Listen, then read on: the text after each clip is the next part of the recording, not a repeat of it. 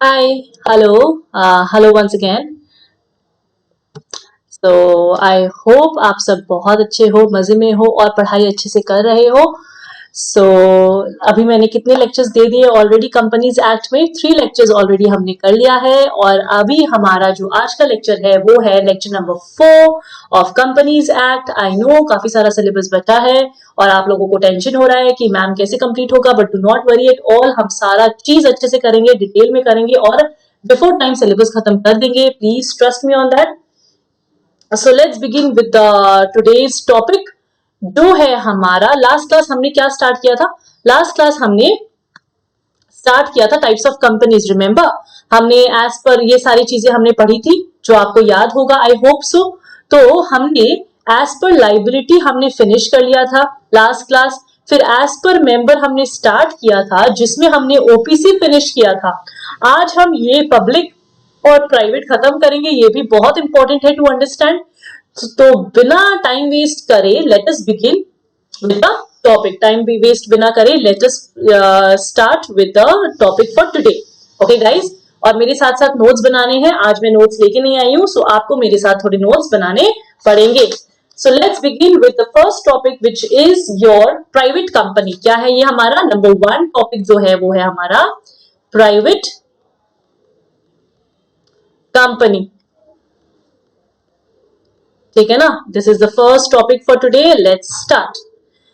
तो आप सभी को पता है कि what is a private company. आपने प्राइवेट कंपनी तो सुना ही होगा कि प्राइवेट कंपनी होता क्या है. लेकिन प्राइवेट कंपनी ना आप जब इनकॉर्पोरेट करते हो उसमें कुछ कुछ रूल्स एंड रेगुलेशंस है जो आपको फॉलो करने पड़ेंगे. कुछ कुछ कंप्लायंसेस है जो आपको फॉलो करने पड़ेंगे. तो वो सारे कंप्लायंसेस है जो वो हम अभी पढ़ने वाले हैं. All clear. तो अभी फटाफट देख लेते हैं कि प्राइवेट कंपनी में ऐसा कौन सा कंप्लायंसेस है जो आपको याद रखना है. और अगर आपको एग्जाम में क्वेश्चन आता है तो इनसे रिलेटेड आएगा. प्राइवेट कंपनी थोड़ा इंपॉर्टेंट है, इससे रिलेटेड आपको क्वेश्चन पूछ सकते हैं. जो आपको मैं बताऊंगी किस किस टॉपिक से आता है, मतलब कौन से पॉइंट्स में आपको क्वेश्चन पूछे जाएंगे. तो जल्दी से देख लेते हैं. अब देखो, प्राइवेट कंपनी को अंडरस्टैंड करने के लिए मैं आपको एक तरीका बताती हूँ. हम क्या बनाएंगे, सबसे पहले हम एक हाउस बनाएंगे.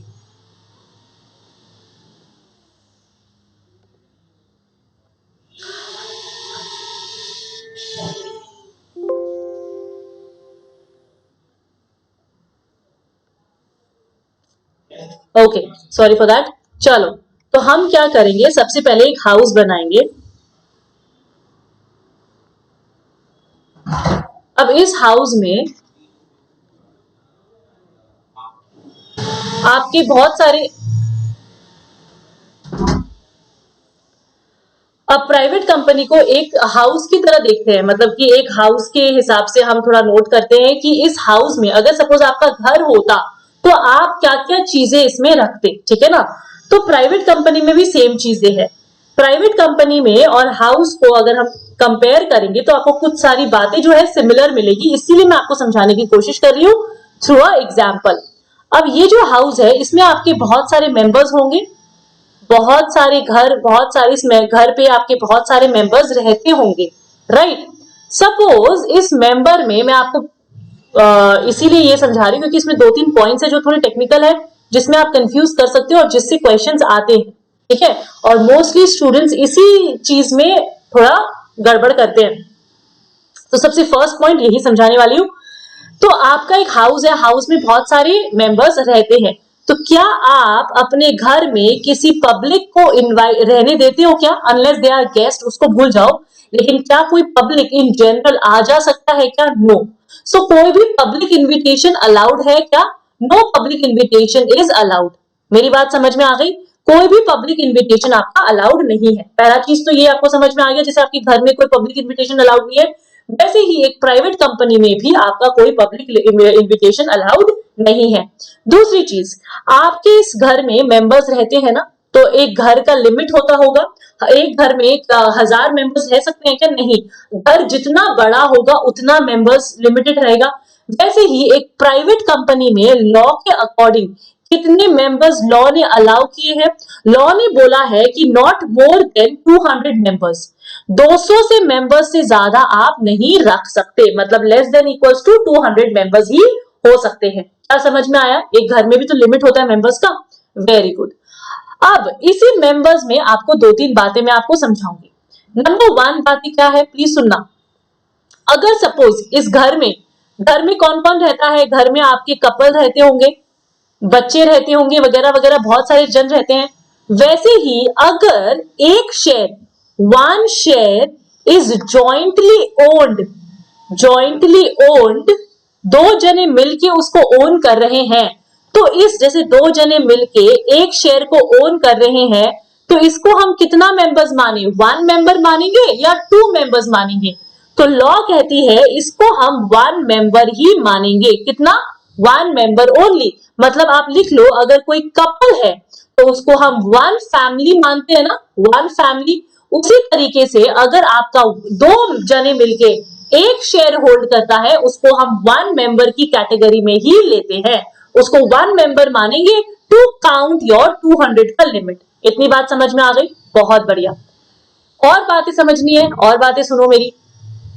और क्या है, अब घर में, चलो घर का छोड़ो, एक कंपनी में सुनना, एक कंपनी में आपके इंप्लॉइज होते हैं ना, इंप्लॉइज होते हैं, ठीक है, इंप्लॉइज जो काम करते हैं। यही इंप्लॉइज अगर शेयर खरीद ले, यही इंप्लॉइज अगर आपका शेयर खरीद लेंगे, तो ये क्या बन जाएंगे? ये मेंबर बन जाएंगे ना, अगर शेयर खरीद लेंगे तो अब लॉ क्या कहती है, प्लीज ध्यान से मेरी बात सुनना। लॉ कहती है कि अगर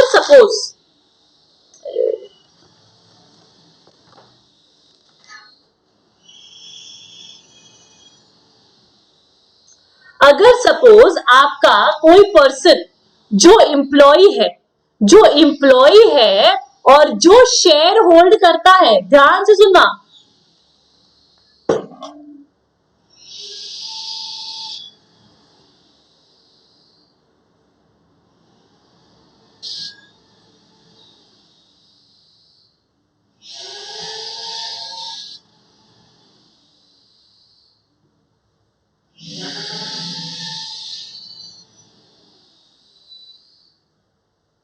ठीक है। अगर कोई इंप्लॉइज है, सॉरी फॉर दैट, अगर कोई इंप्लॉइज है जो आपका शेयर खरीद के वो मेंबर बन जाता है, तो क्या हम उसको मेंबर की गिनती में लेंगे क्या? वो 200 वाली गिनती में लेंगे क्या? नो। नंबर 1 पॉइंट, प्लीज इसको नोट कर लेना। नंबर 1 पॉइंट, अगर कोई इंप्लॉइज है और वो शेयर होल्ड करता है और वो मेंबर बन जाता है, तो क्या उसको हम मेंबर की गिनती में लेंगे क्या? नहीं लेंगे। समझ में आ गया? एकदम बराबर। नेक्स्ट पॉइंट, अगर सपोज फॉर एग्जाम्पल कोई एम्प्लॉयमेंट में है और वो मेंबर भी है, फिर क्या होता है? फिर वो एम्प्लॉयमेंट छोड़ देता है, लीव्स जॉब, वो जॉब छोड़ देता है, but continues to be a member. तो क्या अब उसको हम मेंबर में काउंट करेंगे क्या? नो। तो अब भी उसको हम मेंबर में, नॉट अ मेंबर, उसको वो 200 के काउंट में हम उसको काउंट नहीं करेंगे।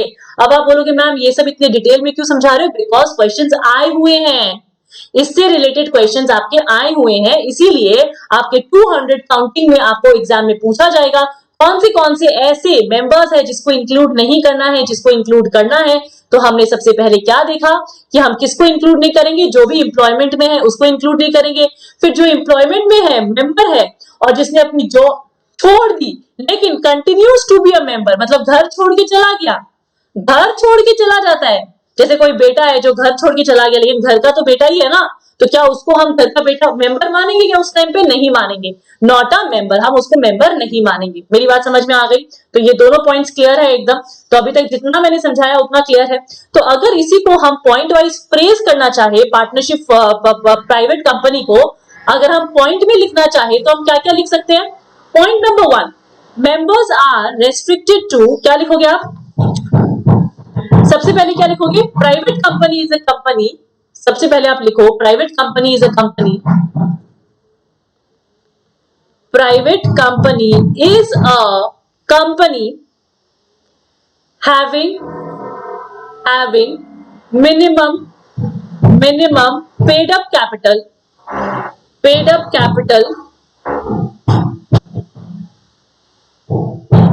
as may be prescribed। समझ में आया? जैसे कि 1% कंपनी हमने किया था, उसमें क्या कोई भी मिनिमम पेड अप कैपिटल था क्या? हमने क्या किया था? No limit. लेकिन प्राइवेट कंपनी में आपका एक मिनिमम पेड अप कैपिटल चाहिए, तभी आप प्राइवेट कंपनी को खोल सकते हैं। समझ में आया? दूसरा पॉइंट क्या लिखोगे? मेंबर्स आर रेस्ट्रिक्टेड, लिखो मेंबर्स आर रेस्ट्रिक्टेड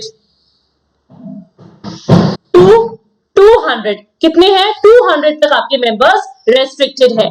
फिर तीसरा क्या है? इसी के अंदर लिखो, इसी पॉइंट्स में लिखो, एम्प्लॉइज नॉट अ मेंबर, ठीक है ना। फॉर्मर एम्प्लॉइज, फॉर्मर मतलब पुराने एम्प्लॉइज थे, पुराने employees continues as member, continues as member, इसको भी हम काउंट में नहीं करेंगे। नॉट अ मेंबर मतलब शेयर है उसके पास, लेकिन फिर भी हम उसको मेंबर नहीं बोलेंगे। आपने ये नोट किया होगा, I hope. Then right to transfer shares restricted, right to transfer shares restricted मतलब पब्लिक इन्विटेशन अलाउड है क्या? पब्लिक को इनवाइट कर सकते हैं क्या? क्या आप शेयर ट्रांसफर कर सकते हो क्या? नहीं। सबसे पहला, शेयर आप ट्रांसफर नहीं कर सकते, आपका शेयर है आपके पास ही रहेगा। अगर प्राइवेट कंपनी ने अलग से कोई आर्टिकल्स में लिखा है कि हाँ ऐसे ऐसे प्रोसेस से आप ट्रांसफर कर सकते हो, परमिशन लेके कर सकते हो, तो वो अलग बात है। लेकिन ऐसे आपका राइट टू ट्रांसफर क्या होता है? रिस्ट्रिक्ट होता है। फिर क्या लिखोगे? प्रोहिबिशन टू पब्लिक इन्विटेशन, मैंने क्या बोला? बाहर के लोगों को इनवाइट नहीं कर सकते। प्रोहिबिशन टू पब्लिक इन्विटेशन, समझ में आया? फिर क्या लिखोगे? मिनिमम कोई मेंबर्स की लिमिट है क्या? जैसे कि ओपी 1% कंपनी में 1 मेंबर चाहिए, टू प्राइवेट कंपनी में मिनिमम मेंबर्स चाहिए होते हैं। कितने होते हैं मिनिमम मेंबर्स? तो लिखो minimum 2 members required to open a company, 2 members required. समझ में आया? 2 मेंबर आपको चाहिए। फिर आगे क्या लिखोगे? नो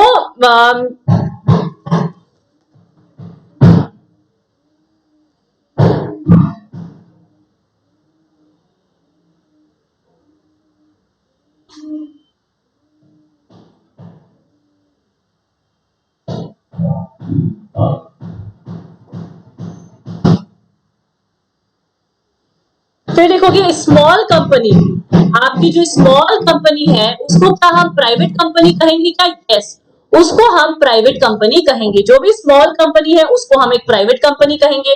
फिर जो ओपीसी हमने अभी पढ़ा था, क्या ओपीसी को भी हम प्राइवेट कंपनी कहेंगे क्या? तो OPC can also be formed as a private company, OPC can only be formed as a private company. तो क्या लिखोगे? Can be formed only as a private company, ठीक है ना। इसको भी हम प्राइवेट कंपनी कहेंगे। स्मॉल कंपनी भी आपका प्राइवेट है और आपका ओपीसी भी आपका प्राइवेट है, ठीक है। क्लियर हुआ? अब मेरी बात यहां ध्यान से सुनो, अब मेरी बात यहां ध्यान से सुनो। यहाँ पे मैंने आपको क्या बताया? Private company is a company having a minimum paid up capital, मतलब क्या बिना पेड अप कैपिटल की क्या आप प्राइवेट कंपनी खोल सकते हो क्या? नहीं खोल सकते। लेकिन क्या कोई लिमिट है क्या कि इतना ही चाहिए? मतलब क्या हुआ? बिना मिनिमम कैपिटल के आप प्राइवेट कंपनी तो नहीं खोल सकते, आपको एक मिनिमम पेड अप कैपिटल चाहिए। लेकिन कोई लिमिट है क्या? Is there any limit on minimum paid up capital? कोई लिमिट है क्या? नहीं भाई साहब, कोई लिमिट नहीं है। तो limit on minimum paid up capital low, paid up capital low, limit नहीं है। कोई आपका एक जैसे कि 50,000 होना चाहिए, ऐसा कोई आपका पर्टिकुलर लिमिट नहीं है। तो क्या इतनी बातें समझ में आ गई? एक बार रिवाइज करें प्राइवेट कंपनी। तो प्राइवेट कंपनी में हमने क्या कहा कि कोई बाहर का लोग इन्वाइटेड है क्या? नहीं है। तो उसमें मेंबर्स कितने रेस्ट्रिक्टेड है? 200 मेंबर्स रेस्ट्रिक्टेड है। 200 मेंबर्स में इंप्लॉय कम मेंबर्स अलाउड नहीं है, गिन नहीं सकते। दूसरा चीज, अगर पुराना इंप्लॉय है तो उसको भी हम गिन नहीं सकते अगर वो मेंबर है फिर भी। और एक और चीज, अगर एक जॉइंटली ओन्ड है तो उसको 1 ही काउंट करेंगे, एक ही मेंबर को काउंट करेंगे। फिर हमने क्या पढ़ा कि मेंबर्स कितने चाहिए? एटलीस्ट 2 मेंबर्स हमको चाहिए। फिर हमने क्या पढ़ा कि राइट टू ट्रांसफर रिस्ट्रिक्ट किया गया है और प्रोहिबिशन टू पब्लिक इन्विटेशन है, और small company is a private company and OPC can be formed only as a private company. तो ये सारी चीजें हमने प्राइवेट कंपनी के बारे में पढ़ी थी। Let's move further with a public company. जल्दी से पब्लिक कंपनी करते हैं और फिर हम स्मॉल कंपनी करते हैं। Small company is a part of a private company. तो प्लीज देखो स्मॉल कंपनी क्या है, वेरी इंपॉर्टेंट, इसको भी ध्यान से करना। तो नेक्स्ट है हमारा small company which is also a private company. ठीक है, इसके बारे में 2-3 पॉइंट्स देखते हैं जल्दी से, बहुत सिंपल सा पॉइंट है। तो स्मॉल कंपनी कब कहते हैं, when do we call a company as a small company, एक कंपनी स्मॉल कंपनी कब कहा गया है। तो लिखो पॉइंट नंबर 1, एक कंपनी स्मॉल कंपनी तभी कहा जाता है जब उसका पेड अप कैपिटल, जब उसका पेड अप कैपिटल कितना होगा, प्लीज लिखो paid up capital is less than equals to 50 lakhs, कितना, less than equals to 50 lakhs, और एज प्रिस्क्राइब्ड, मैं बताऊंगी इसका मतलब क्या होता है, मैं बताती हूं, और is prescribed but not more than, not more than 5 crore. इसका मतलब क्या हुआ, कभी कभी जैसे 50 करोड़ 50 लाख से नीचे तो आपका स्मॉल कंपनी ही होता है, ठीक है ना, लेकिन कभी कभी क्या होता है, कोई कोई कंपनीज आके रिक्वेस्ट करती है रजिस्ट्रार के पास कि देखो हमारा 60 lakhs है, तो देखो 60 lakhs भी कम ही है, तो इसको भी स्मॉल की कैटेगरी में डाल दो प्लीज। तो फिर लॉ क्या करेगी, तो फिर रजिस्ट्रार क्या करेगा, उसको फिर 60 से नीचे को भी कैटेगरी में डाल देगी, लेकिन 5 करोड़ से नीचे ही तक, उसके ऊपर आप नहीं, स्मॉल कंपनी चाह के भी आप नहीं कर सकते। मेरी बात समझ में आ गई, मतलब it can be extended to 5 crore. Basically इस पॉइंट का मतलब होता है 50 लाख से नीचे तो होता ही है, which can be extended to, ये जो लिमिट है इसको एक्सटेंड कर सकते हैं 5 करोड़ तक, लेकिन इसके ऊपर आप स्मॉल कंपनी नहीं कह सकते। मेरी बात समझ में आ गई, इसके ऊपर आप स्मॉल कंपनी नहीं कह सकते। क्लियर, नेक्स्ट पॉइंट में मूव करते हैं। नेक्स्ट पॉइंट क्या है, टर्नओवर, इस जिसका टर्नओवर लास्ट फाइनेंशियल ईयर जो था कितना है, फाइनेंशियल ईयर में कितना है, less than equals to 2 crore है, 2 करोड़ है, बट अब इसको भी एक्सटेंड कर सकते हैं, as may be prescribed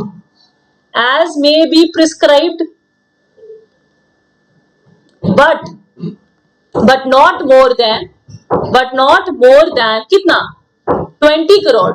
20 crore से ज्यादा आप उसको छोटा कंपनी में नहीं डाल सकते, स्मॉल कंपनी में नहीं डाल सकते। समझ में आ गया, वही 2 करोड़ को एक्सटेंड कर सकते हैं रिक्वेस्ट करके 20 करोड़ तक, लेकिन उससे ज्यादा नहीं।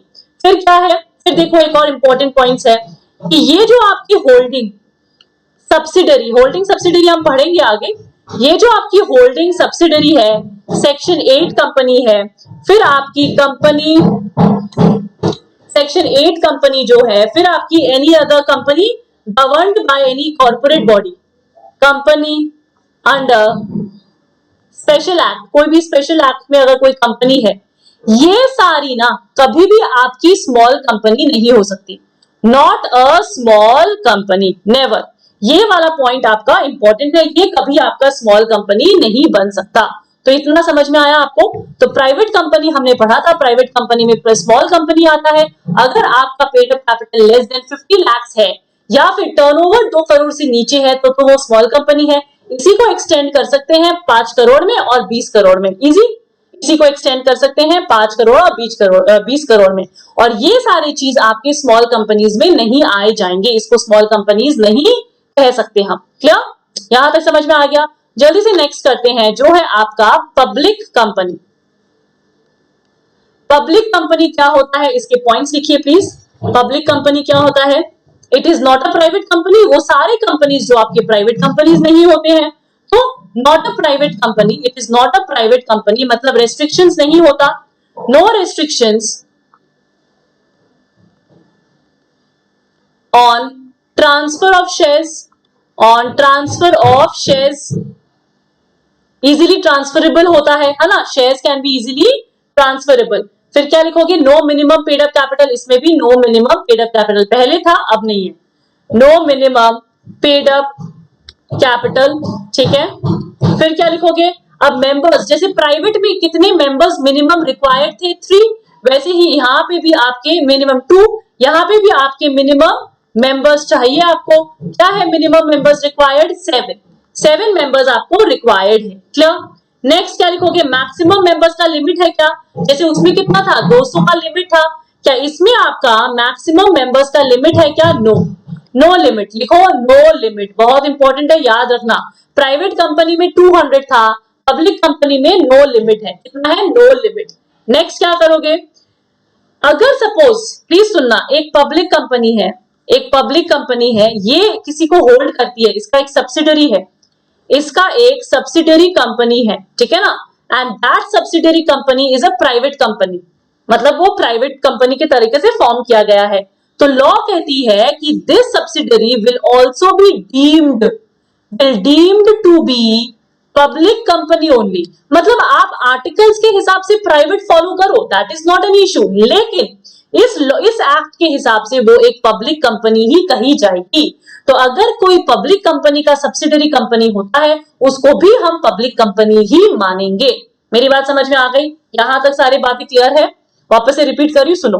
तो एक पब्लिक कंपनी क्या होता है, any company which is not a private company, जो प्राइवेट कंपनी की तरीके से फॉर्म नहीं होता, जो आर्टिकल्स ऑफ एसोसिएशन में प्राइवेट तरीके से नहीं है, जिसका कोई रेस्ट्रिक्शंस नहीं होता ट्रांसफर ऑफ शेयर्स में, जिसका कोई मिनिमम पेड अप कैपिटल नहीं होता, लेकिन मिनिमम मेंबर्स कितने होते हैं, 7 होते हैं, और कोई मिनिमम मैक्सिमम मेंबर्स नहीं होते, कितने भी जन आ सकते हैं, मैक्सिमम मेंबर्स में नो लिमिट। जैसे कि प्राइवेट में क्या था, प्राइवेट में आपका 200 था, यहाँ भी नो लिमिट है। और पब्लिक कंपनी का सब्सिडरी को भी हम क्या मानेंगे, हम पब्लिक ही मानेंगे as per this section.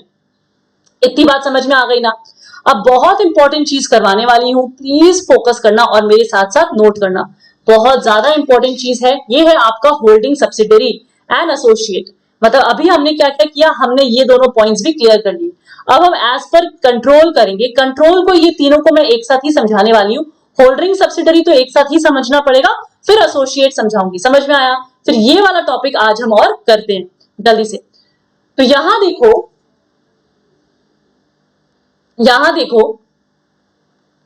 Holding company and subsidiary company को समझने के लिए 3-4 आपको पॉइंट्स बताऊंगी, उसको मेरे साथ साथ नोट करना। अगर आप नोट नहीं करोगे बुक से आपको समझ में नहीं आएगा, ठीक है? तो मेरे साथ साथ आप नोट करने वाले हो क्या? तो नंबर 1 पॉइंट, बेसिकली नंबर 1 क्या है, एग्जाम्पल के साथ मैं समझाऊंगी। सपोज आपका एक कंपनी है H, ठीक है ना, और एक कंपनी है S, ठीक है? ये कंपनी, इस कंपनी का शेयर्स होल्ड करता है H, हेल्ड बाय H। कितना शेयर्स होल्ड कर रहा है? सपोज वो 50% शेयर्स होल्ड करता है, तो क्या वो होल्डिंग और सब्सिडरी का रिलेशनशिप हुआ क्या? नहीं हुआ। लेकिन अगर वो 60% शेयर्स होल्ड करता है या 51% शेयर्स होल्ड करता है, तो क्या हो जाएगा? अब हम H को कहेंगे होल्डिंग कंपनी और S को कहेंगे सब्सिडियरी कंपनी। क्या कहेंगे? Subsidiary company. बेसिकली आपने क्या समझा कि अगर कोई कंपनी का मोर देन 50% शेयर्स अगर दूसरी कंपनी होल्ड करती है, तो उस दूसरी कंपनी को हम होल्डिंग कंपनी कहेंगे, और ऐसी कंपनी जिसका शेयर्स होल्ड किया गया है उसको हम सब्सिडियरी कंपनी कहेंगे। बेसिकली जब आप शेयर्स होल्ड करते हो ना, आपके पास एक कंट्रोलिंग पावर आ जाता है, आपके पास एक कंट्रोलिंग पावर आ जाता है, मतलब कि बहुत ह्यूज पावर आ जाता है। इसीलिए आप एक होल्डिंग कंपनी बन जाते हो और वो दूसरी कंपनी आपकी सब्सिडियरी बन जाती है। क्या बन जाती है? सब्सिडियरी बन जाती है। मेरी बात समझ में आ गई? तो इसमें आपको एक चीज समझ में आ गया होगा। क्या समझ में आ गया होगा? प्लीज देखना। आपको ये समझ में आया होगा कि if a company holds more than 50% of shares having voting power, जिसके पास वोटिंग पावर है, ये 50% के पास क्या होना चाहिए? वोटिंग पावर होना चाहिए। Then this company is called holding company. तो इसको हम क्या कहेंगे? होल्डिंग कंपनी कहेंगे। फर्स्ट मेन बेसिक पॉइंट समझ में आ गया ना एकदम अच्छे से? तो कोई भी कंपनी अगर किसी और कंपनी का मोर देन 50% होल्ड करती है, more than, not 50, more than 50%, मतलब 51, 52 के आगे। समझ में आया? नेक्स्ट पॉइंट लिखो। ये बेसिक 1 पॉइंट था, इसको आपने नोट किया, राइट? नेक्स्ट लिखो नंबर 2। इसको मैं पॉइंट वाइज दिखाऊंगी, लेकिन एग्जाम्पल के में भी लिखना है आपको। नेक्स्ट क्या है? यहां पे आपका एक कंपनी है H, ये कंपनी एक सब S1 का शेयर्स होल्ड करती है। कितना शेयर्स होल्ड करती है? अराउंड 52%, ठीक है ना, 52%। फिर ये जो फर्दर ये जो कंपनी है, ये S2 का होल्ड करती है शेयर्स अराउंड 50%। कितना? 50%। और इसका H होल्ड करती है S2 में 1%। समझ में आया? नहीं समझ में आया? H ना S2 में कितना शेयर होल्ड कर रही है? 1%। और S1 S2 में कितना शेयर होल्ड कर रही है? 50%। तो अब मैं आपको क्वेश्चन कर रही हूं, क्वेश्चन क्या है? क्वेश्चन है is H a holding company of S2, yes और नो? तो आपका आंसर क्या होना चाहिए? यस। क्यों? आप बोलोगे मैम 1% ही होल्ड कर रहा है, फिर कैसे? यस इसलिए क्योंकि उसका एच का सब्सिडरी कौन है? एच का जो सब्सिडरी है S1, उसके पास कितना शेयर है? 50। और एच खुद कितना होल्ड कर रहा है? 1। दोनों को मिला के 51% हुआ ना? तो इसीलिए अब क्या होगा? ये 51% अब क्या हो जाएगा? एच का हो जाएगा और एच बन जाएगा आपका होल्डिंग कंपनी। क्या बन जाएगा? Holding company. तो अगर मिलके एच और उसका सब्सिडरी अगर जॉइंटली किसी दूसरे कंपनी में, किसी तीसरे कंपनी में अगर 50 से ज्यादा शेयर होल्ड करते हैं, तो भी हम क्या कहेंगे? हम उसको सब्सिडरी कहेंगे। तो क्या लिखेंगे आप इधर? H and its subsidiary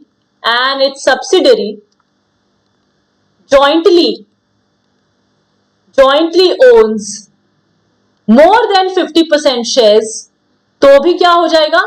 H is holding company for that third company जो है आपका S2। तो S2 के लिए भी वो क्या हो जाएगा? सब्सिडरी कंपनी बन जाएगी। समझ में आया? S2 के लिए भी वो सब्सिडरी कंपनी बन जाएगी। इतना। अब लिखो थर्ड पॉइंट। अब आप लिखोगे थर्ड पॉइंट।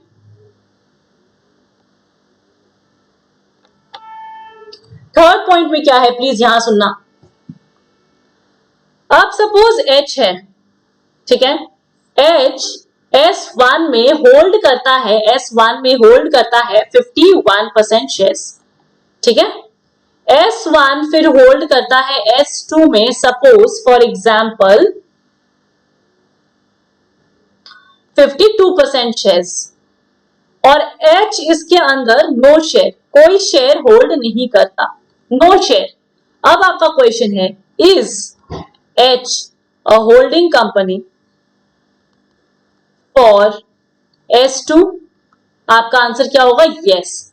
क्योंकि H का कितना है? 0 प्लस S1 का कितना है? 52। Is it more than 50? Yes. तो क्या हो जाएगा? Then S2 is subsidiary of H।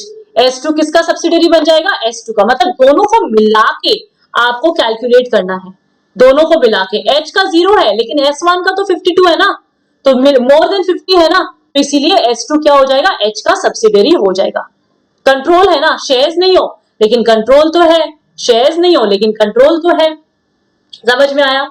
Now next में चलते हैं। पॉइंट नंबर 4 लिखो, बहुत इंपॉर्टेंट पॉइंट है, इसको इंपॉर्टेंट मार्क करो और यहां सुनो। अब आपका एक कंपनी है H ने लोन दिया S को। किसको लोन दिया? S को दिया 100 करोड़ का लोन, ठीक है ना? और इंटरेस्ट चार्ज करेगा, उससे उसको कितना मिल गया? 20% वोटिंग पावर मिल गया, एक तरीके से इंटरेस्ट मिल गया। समझ में आया? वोटिंग पावर भी मिल गया, ठीक है? वोटिंग पावर क्या? हाँ।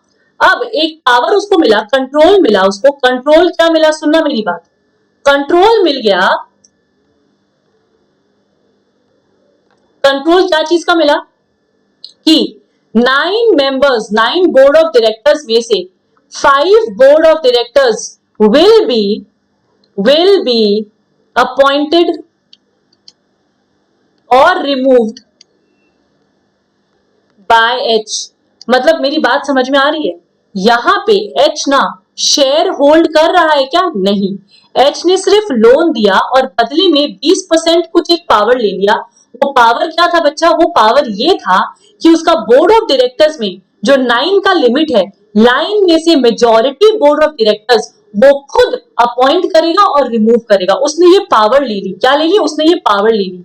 तो क्या अब हम इसको होल्डिंग और सब्सिडरी का रिलेशन कह सकते हैं क्या? यस। अभी भी आप इसको होल्डिंग और सब्सिडरी का रिलेशन कह सकते हो। सो H is a holding company of S because it has a substantial power over its board of directors, over S का board of directors, S is board of directors. समझ में आया? समझ में आया? तो ये एक सब्सटैंशियल पावर है, इसके वजह से इसका बहुत बड़ा कंट्रोल के according, not as per share but as per control, इसका क्या माना जाएगा? इसको हम होल्डिंग कंपनी मानेंगे। क्लियर हुआ? तो ये इंपॉर्टेंट था समझने के लिए, इससे क्वेश्चन आ सकता है। क्लियर? क्लियर हुआ एकदम? Let's move on further. I hope आप मैं ज्यादा स्पीड नहीं जा रही हूं। नेक्स्ट क्या लिखोगे? नेक्स्ट लिखो पॉइंट नंबर 6 है, राइट? अब पॉइंट नंबर 6 भी इंपॉर्टेंट है, ध्यान से सुनना। सपोज फॉर एग्जाम्पल एकता है, मैं हूं, ठीक है? मैंने एक कंपनी में XYZ कंपनी में मैंने क्या किया? शेयर्स खरीदे। कितने? 60% शेयर्स है मेरा। तो क्या मैं होल्डिंग कंपनी हूं क्या? Am I the holding company क्या? मेरे को बताओ जल्दी से। क्या मेरे पास XYZ का 60% शेयर्स है, 60% शेयर्स है, तो क्या मुझे होल्डिंग कंपनी कह सकते हैं क्या? No, a big no. मुझे होल्डिंग कंपनी नहीं कह सकते। मैं कोई कंपनी हूं क्या? मैं तो इंडिविजुअल हूं। तो क्या लिखोगे? Only a company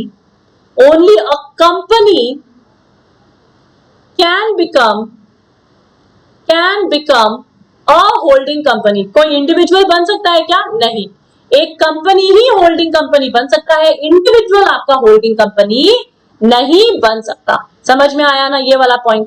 next point देखो, नेक्स्ट पॉइंट भी इंपॉर्टेंट है, पॉइंट नंबर 7 है ना, 7 लिखो। क्या है नेक्स्ट पॉइंट? अब suppose for example A limited है। क्या है? ए लिमिटेड है। ए लिमिटेड आपका इनकॉर्पोरेट हुआ है इन यूएस, लेकिन ये कंपनी है, इसका शेयर्स है, इसने होल्ड किया है 70% शेयर्स ऑफ XYZ। ये एक इंडियन कंपनी है, इंडियन कंपनी है, ठीक है ना? समझ में आया? अब मुझे बताओ, is A uh holding company? क्या ए को होल्डिंग कंपनी कहेंगे क्या? Of XYZ? ए लिमिटेड को होल्डिंग कंपनी कहेंगे क्या? Of XYZ? Yes, your answer is yes. क्योंकि any body corporate can become a holding company. Any body corporate, क्या लिखोगे? एनी बॉडी कॉर्पोरेट, इंडिविजुअल का बात नहीं कर रही, बॉडी कॉर्पोरेट का बात कर रही हूं। Any body corporate can become a holding company. सब पॉइंट्स में लिखा हुआ है, लेकिन एग्जाम्पल से इसलिए समझा रही हूं ताकि आपको एकदम अच्छे से समझ में आए। पॉइंट में समझ में नहीं आता है। एनी हो body corporate can become a holding company. बराबर? समझ में आ गया एकदम अच्छे से? Let's move further. I hope I am not going too fast. बहुत ही छोटे छोटे पॉइंट्स है, इसलिए ज्यादा फास्ट नहीं जा रही हूँ, इसलिए थोड़ा सा ऐसे करवा रही हूँ। नेक्स्ट सुनो, नेक्स्ट क्या है, बहुत इंपॉर्टेंट है ये भी, नंबर 8 पॉइंट। अब suppose for example A limited company है, इसका सब्सिडरी है बी लिमिटेड कंपनी, फिर इसका सब्सिडरी है सी लिमिटेड कंपनी, फिर इसका सब्सिडरी है डी लिमिटेड कंपनी। इस तरीके से मैं कंपनी पे कंपनी का सब्सिडरी बनाई जा रही हूँ। फिर इसका कंपनी है ई लिमिटेड कंपनी, इसका है एफ लिमिटेड। इस तरीके से मैं कंपनी पे कंपनी बनाई जा रही हूँ और मनी लॉन्ड्रिंग की जा रही हूँ। मनी लॉन्ड्रिंग का मतलब होता है पैसे यहाँ का वहां करना, ब्लैक मनी को व्हाइट मनी में कन्वर्ट करना।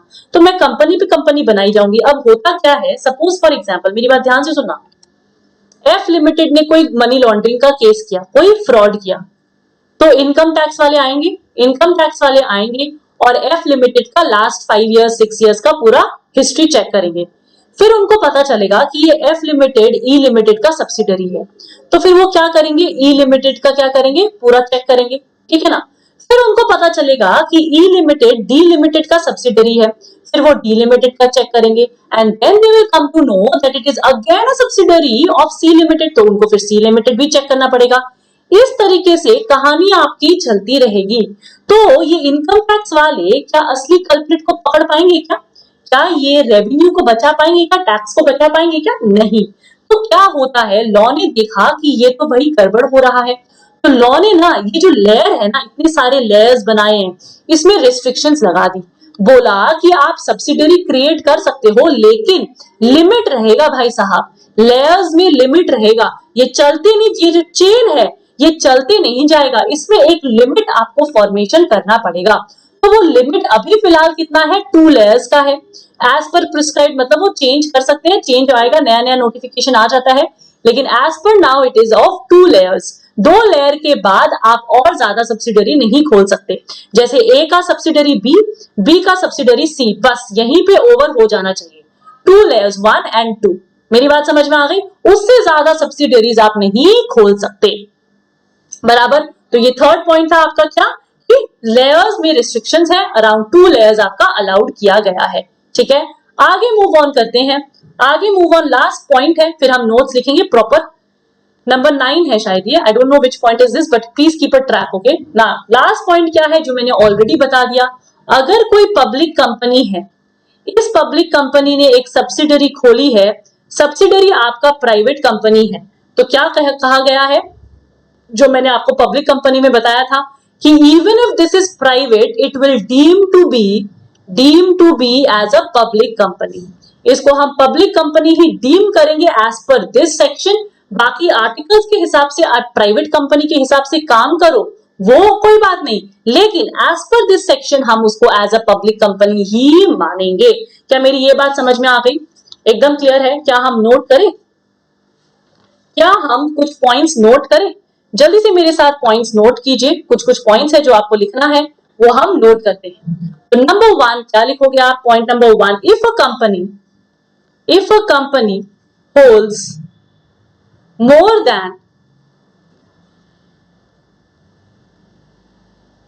more than 50% of the shares of another company,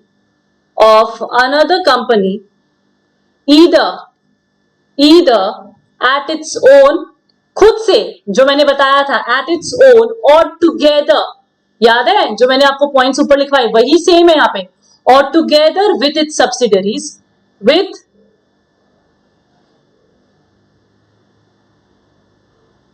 one or more subsidiary companies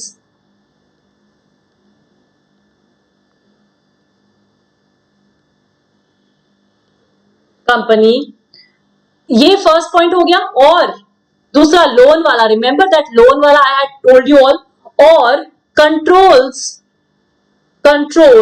the composition of board of directors, then समझ में आया ये दोनों पॉइंट? ऊपर एग्जाम्पल में करवाया है, वही लिखवाया मैंने अभी। then the company is a holding company of such other company,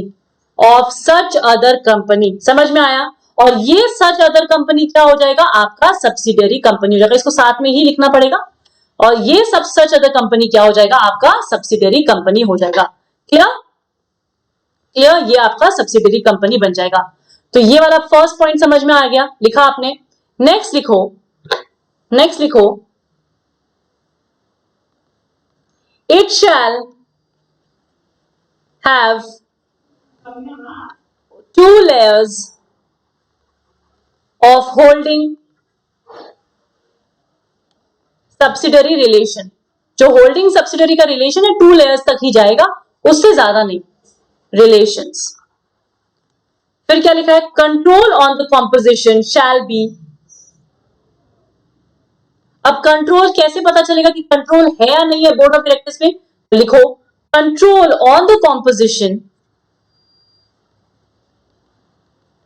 of BOD, board of directors, shell be deemed, मतलब तब मानेंगे व्हेन द कंपनी, जो कंपनी है,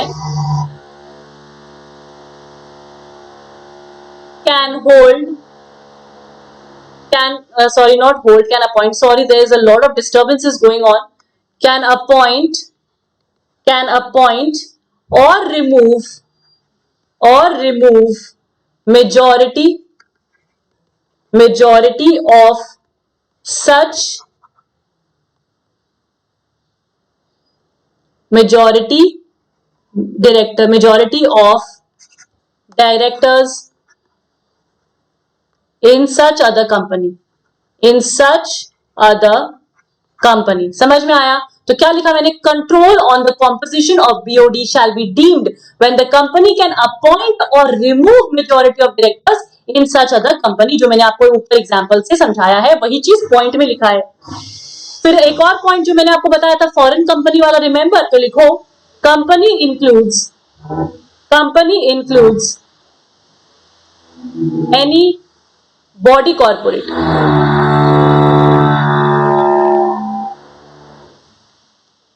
दैट इज फॉरेन कंपनी वाला जो एग्जांपल लिखवाया था वही। लास्ट पॉइंट लिखो private company of private subsidiary, लिखो private company as a subsidiary of public company shall be deemed to be public company for the purpose of this act, for the purpose of this act। समझ में आया? इस act articles के हिसाब से आप कुछ भी करो, लेकिन इस एक्ट के हिसाब से हम सब्सिडरी, जो भी प्राइवेट कंपनी जो सब्सिडरी है उसको हम पब्लिक कंपनी ही मानेंगे, प्राइवेट नहीं मानेंगे। यहां तक आपको मेरी बात समझ में आ गई? I hope this is clear. तो आज का क्लास यही ओवर करते हैं because there is lot of noise going on. हम बाकी की क्लास में और भी सारी चीजें डिस्कस करेंगे। अगर आपको कोई भी इश्यूज है, कोई भी डाउट्स है, please feel free to ask me और हम फिर ये चैप्टर को फिनिश कर लेंगे जल्दी जल्दी। Okay, thank you so much everyone, it was very nice having you all and see you in the next class. Bye bye.